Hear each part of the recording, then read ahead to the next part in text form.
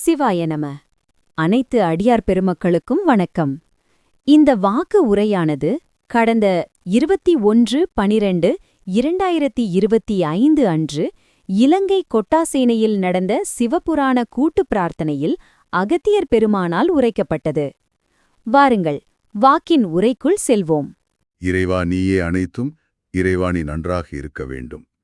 அன்னை ஸ்ரீ லோபாமுத்ரா உடனுரை தந்தை அகத்திய மாமுனிவர் திருவடிகளை பணிந்து ஈரேழு உலகத்தையும் காத்தருளக்கூடிய அன்னை ஸ்ரீ உண்ணாமலை அம்மை உடனுரை தந்தை அண்ணாமலையார் பொற்கமலத்தை பணிந்து இந்த உரையாடலை தொடங்குகிறோம். வணக்கம். சித்தர்களின் ஞானச் செய்தியை கேட்க வந்திருக்கிற நீங்க எல்லோருமே ரொம்ப பாக்கியசாலிகள். இன்னைக்கு நாம சித்தன் அருள் வலைப்பூலிருந்து அகத்திய மாமுனிவர் அருளியதா சொல்லப்படுற ஒரு விஷயத்தை ரொம்ப ஆழமா பார்க்க போறோம். வணக்கம். ஆமா, இது ரொம்ப முக்கியமான ஒரு கேள்வி. உயிர் நீத்தவங்க முன்னாடி ஏன் சிவபுராணம் ஓதணும்? இதுக்கு பின்னாடி இருக்கிற ஆன்மீக அறிவியலை நாம இன்னைக்கு விரிவாக பார்க்கலாம். சரி, முதல்ல இந்த கேள்வியே ரொம்ப சுவாரஸ்யமா இருக்கு. பொதுவா கோயில்ல பாடுற திருவாசகத்தை இறந்தவங்க உடலுக்கு முன்னாடி பாட வேண்டிய அவசியம் என்ன? இதுக்கு அந்த மூலம் என்ன பதில் சொல்லுது? அங்கதான் விஷயமே இருக்கு. இதுக்கு அகத்திய மாமுனிவரோட அருள்வாக்குப்படி ஒரு ஆன்மீக அறிவியல் காரணமே இருக்கு.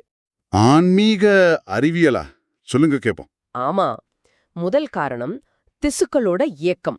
அதாவது ஒருத்தர் உயிர் நீத்த பிறகும் கூட அவங்க உடம்புல நம்ம கண்ணுக்கு தெரியாத சில திசுக்கள், அப்புறம் நுண்ணுயிரிகள், இதெல்லாம் தொடர்ந்து இயங்கிக்கிட்டே இருக்குமா. ஒரு நிமிஷம், திசுக்கள் இயங்குதுன்னு சொல்றீங்களே, அது எந்த மாதிரியான இயக்கம்? இது மருத்துவ ரீதியா சொல்றாங்களா இல்ல இது ஒரு தத்துவார்த்தமான விளக்கமா? நல்ல கேள்வி. இது மருத்துவ ரீதியான விளக்கம் இல்ல, இது சித்தர்களோட பார்வை. உடலோட உயிராற்றல் முழுசா நீங்காத ஒரு நிலைன்னு வச்சுக்கலாமே. ஓ சரி சரி, புரியுது. அப்ப இரண்டாவது காரணம் என்ன? ரெண்டாவது காரணம் தான் இதோட மையமே, புனித ஒளி அலைகளோட தாக்கம். நம்ம திருவாசகம் இல்லனா சிவபுராங்க ஓதும்போது அதிலிருந்து வர்ற அந்த தெய்வீக ஒளி அதிர்வுகள் இருக்கே, ஆமா, அது உடம்புல மீதம் இருக்கிற அந்த சின்ன சின்ன இயக்கங்களை முழுமையா நிறுத்திடுமா, ஒரு அமைதி நிலைக்கு கொண்டு வந்துரும். அப்போ அந்த ஒலி அதிர்வுகளால உடல் முழுமையான ஓய்வுக்கு போகுது. இதுதான் ஆன்மாவோட பயணத்துக்கு உதவுதா? மிகச்சரியா. அதுதான் மூன்றாவது புள்ளி, மோக்ஷத்துக்கான வழி. உடல் இப்படி ஒரு முழுமையான இயற்கையான அமைதி நிலைய அடைஞ்சா மட்டும்தான் ஆன்மா எந்த தடையுமே இல்லாம தன்னோட அடுத்த கட்ட பயணத்தை தொடர முடியும். அதாவது மோக்ஷத்தை அடைய முடியும். ஆமா, அந்த மூலம் ரொம்ப திட்டவட்டமா சொல்லுது, அந்த திசுக்களோட உடம்பு சென்றால் மோக்ஷம் இல்லை அப்படின்னு. அப்போ இது முழுக்க முழுக்க ஆன்மாவோட பயணத்தை எளிதாக்குற ஒரு முக்கியமான செயல்முறை. ஆனா அந்த மூலத்துல ஞானிகள் பேசுறது பத்தி ஒரு விஷயம் சொல்லப்பட்டிருக்கு. அது எப்படி இதோட பொருந்துது? அது இந்த தத்துவத்துக்கு இன்னும் ஒரு ஆழத்தை கொடுக்குது. சொல்லப்போனா சில நேரங்கள்ல பெரிய ஞானிகள் கூட தங்களறியாமை சில வார்த்தைகளை பேசிடுவாங்க. ஏன் அப்படி? காரணம், இறைவன் கண் இமைக்கிற நேரத்துல அவங்க உடம்புல புகுந்து இந்த உலகத்துக்கு சொல்ல வேண்டிய ஒரு செய்திய அவங்க மூலமா சொல்லிட்டு உடனே வெளியேறிடுவான்.